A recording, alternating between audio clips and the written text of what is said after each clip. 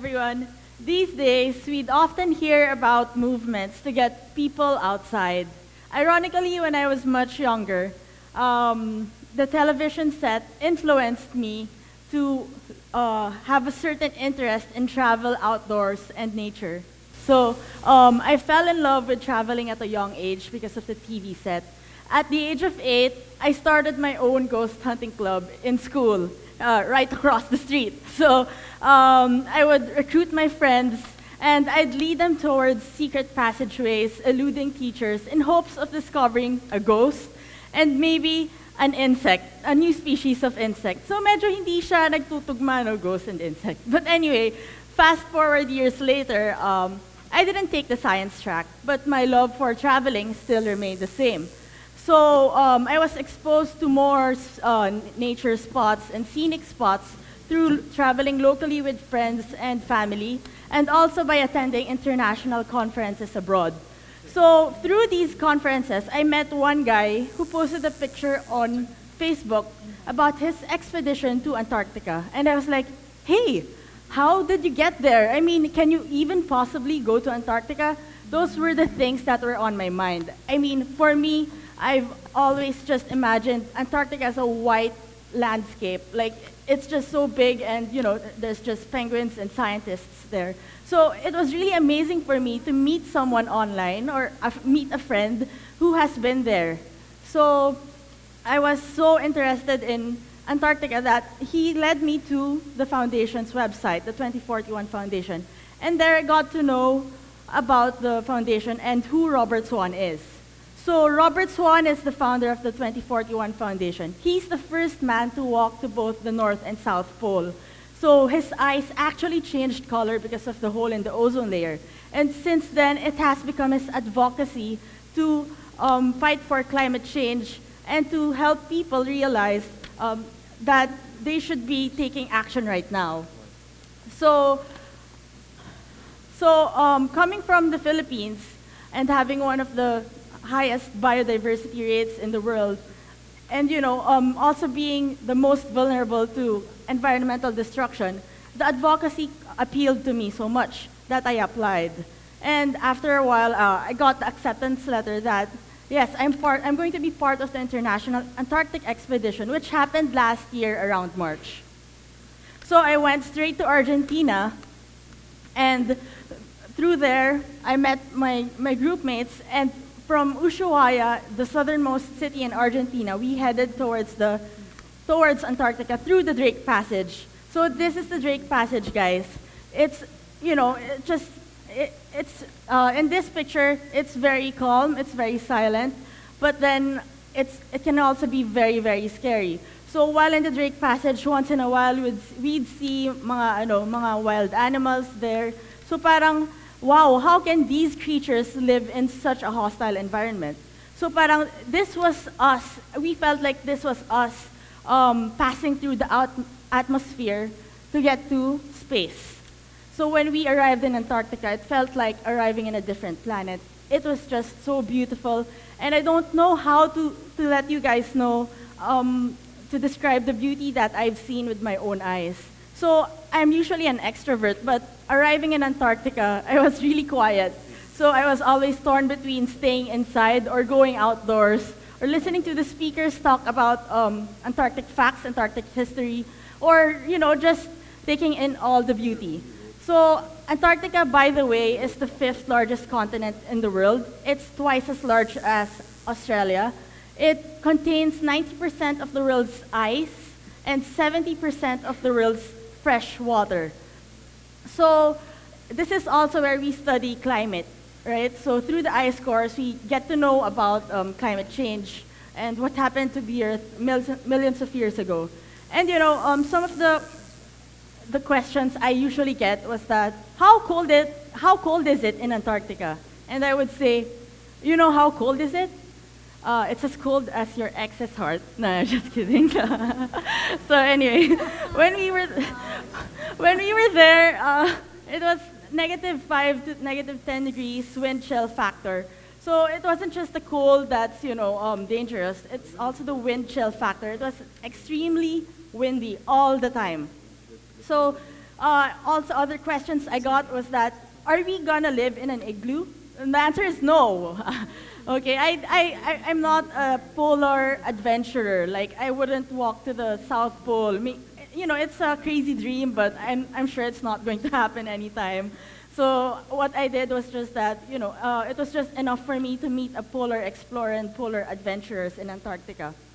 So, and no, and sometimes kids would ask me, so how did you eat? So pinakinggan ko yung question niya eh. I think ang gusto niya talaga tanungin, nag-hunting ba kayo sa Antarctica? Did you eat polar bears and, you know, penguins? The thing is, walang polar bears in Antarctica, okay? And I found out about it when I went there or before going there. Kasi it's the usual questions that people would ask kung, you know, bring me a polar bear or bring me a penguin. So, bawal din yun. Hindi ako smuggler, guys. So anyway, here are some more pictures. So parang, looking at the landscape, it's not just white landmass. And I'm here just because I want to give you guys a face. I want to give you guys, you know, to give you a picture of what Antarctica is. So it's not just some mysterious, elusive continent in the world map. It's something else entirely. And see, it's not just all white. Meron din mga ibang species na mga ano doon, grass. And you know, it's just a really huge continent. So other people would say, puro sunrise ba? Actually, I was in the Antarctic Peninsula, so sunrise and sunset was similar to the ones in the Philippines. So it was really impressive, and you know, it was just so mesmerizing, like different types of landscapes, and especially the icebergs. They were so amazing. Parang all the icebergs were very different, all shaped differently by nature. And to think that these are formed through, you know, millions of years by snow falling on ice. So parang, yan, more icebergs. So anyway. And these are ice shelves. I learned the different types of ice. So kung may iba-iba palang types of ice, no? Parang dati inisip ko icebergs lang sila lahat or something. Pero apparently there are different types, and different types of ice for animals to survive on. So ice floes are highly dangerous also for like animals because predators can attack them. Predators like orcas. So they're very unique. So parang all the time I felt that I was in outer space. When the chance to set foot on soil came, parang it was extremely memorable for all of us. Parang it's like we felt like we were walking on the moon or something, just because of the vast landscape. And we did a lot of hiking also. So that's us hiking, you can see, oops. And one memorable hike came into place.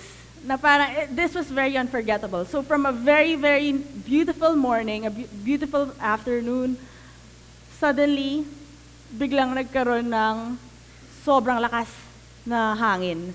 So these are called katabatic winds, when the wind comes from the mountains and goes down the slope. You know, 40 knots yung wind na to. And we were on these little Zodiac boats.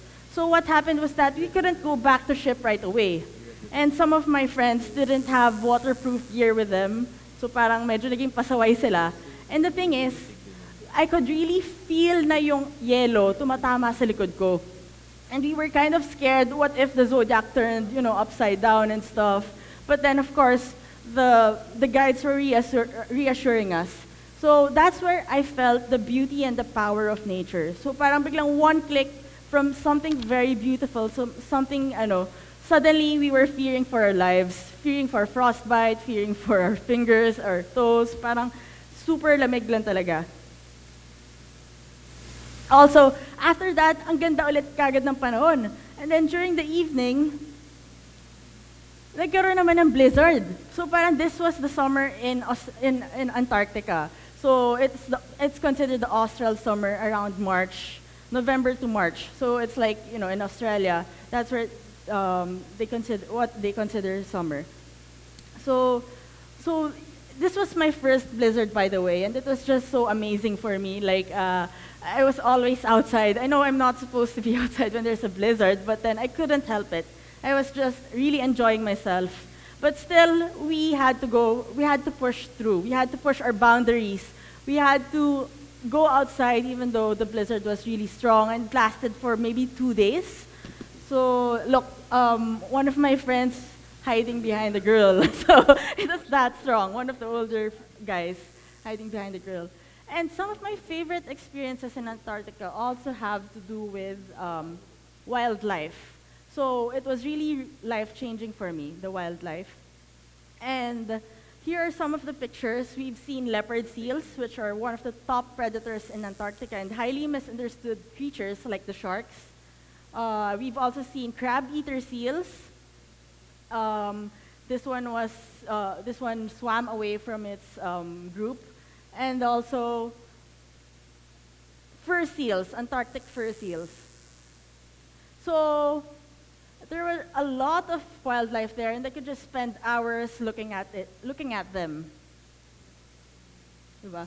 Penguins, penguin colonies. It was the molting season, so I really enjoyed just looking at them. So parang kahit nanlalamig na ako, kahit na hindi ko na kaya, I was just there sitting in front of them. And I was trying to intercept a penguin, by the way. Because you can't go near the penguins. You're just guests in Antarctica. So you can't go near them, you can't pet them, you can't, approach them. But they can approach you. And the thing is, the animals there are very friendly or something to humans. So parang they don't see us as predators. And some of them would come near us out of curiosity. So I was really disappointed the last day kasi the penguin didn't approach me. But then the thing is, meron naman seal from behind me who ran towards me. So medyo nakakatakot siya. But at the same time, it was really exciting. Parang, I had a seal came from behind. Parang people were like, hindi nila alam kung maiinggit sila or parang, I'm scared for you. Because they were really fast. The Antarctic seals were really fast. And they barked like dogs, by the way.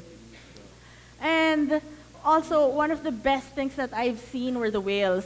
They were really such majestic creatures, and we are lucky enough in this country to have them.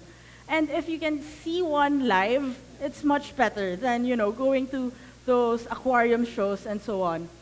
So these whales, these gentle creatures, they were once hunted by the world. Okay, so we've seen orcas. And, it made me think na the animals here are free. They're, they can do what they want. They're free here from humans. But then they're also susceptible to what we call the circle of life. So it was also, a bit sad seeing some penguins being bitten or injured penguins. But actually had a morbid moment. I said, I want to see a penguin being eaten by a seal. And sabi ng mga tao doon, no, it will traumatize you for life. Anyway, so despite all the beauty and the power of Antarctica, we also saw the fragility of the continent. And it made me think about, how unsustainable my lifestyle is, how much I'm doing for the Antarctic, or for the world, the environment. And a lot of the people I was with in the ship, they were very inspiring people. They were from different backgrounds and different industries, but they were all doing something positive. So it felt like, I had to do something also. So this one is also one of my favorite islands or favorite experiences. It's in what we call Deception Island. So Deception Island was a site for whaling and sealing activities back in the 1800s to the 1900s. So this was the time na almost whale species, and especially the Antarctic fur seal species, muntik na silang ma-extinct. But the thing is, yun nga, nagkaroon na tayo ng technological shift, and we shifted to fossil fuel. But before that, millions of Antarctic seals or whales were killed, and they were put in these big barrels for oil. So we used them for our everyday needs, like light. We use them for coats. We use them for makeup, for candles.